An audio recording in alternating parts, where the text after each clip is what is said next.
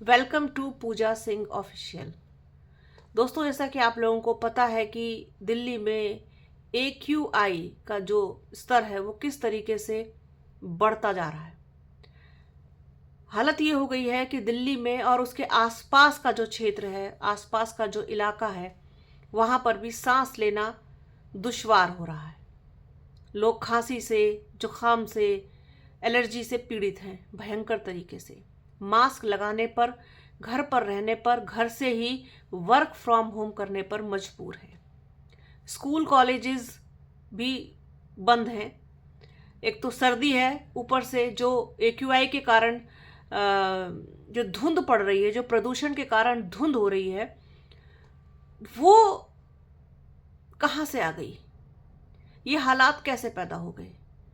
क्या इसके लिए सिर्फ और सिर्फ सरकार जिम्मेदार है, हम सब नहीं?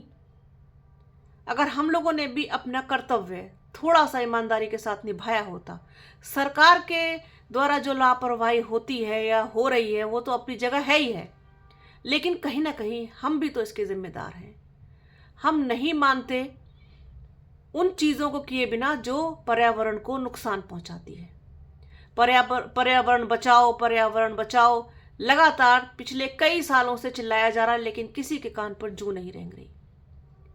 अननेसेसरी का वाहन भी निकालेंगे, छोटी छोटी दूरी पे वाहन से जाएंगे, स्कूटर से, स्कूटी से, मोटरसाइकिल से, गाड़ी से। जहाँ का काम आप पैदल भी कर सकते हैं या फिर जो ट्रैवल के लिए दूसरे तरीके, जो एक पब्लिक ट्रांसपोर्ट होता है, उसका भी इस्तेमाल कर सकते हैं, लेकिन नहीं करते हैं।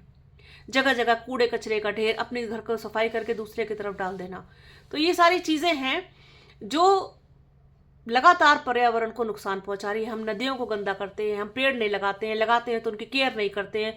अपनी ज़रूरतों को पूरा करने के लिए हम लगातार पेड़ों को काट रहे हैं, जंगलों को नष्ट कर रहे हैं, जानवरों को नुकसान पहुंचा रहे हैं। तो उसका परिणाम भी हम लोग कहीं ना कहीं भुगत रहे हैं।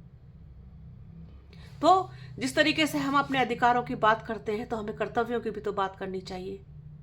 और सरकार अपने दायित्व को निभाए और नागरिकों को अपना दायित्व निभाना, ये बहुत ज़्यादा ज़रूरी है। तो आज के शॉर्ट वीडियो में फ़िलहाल इतना ही।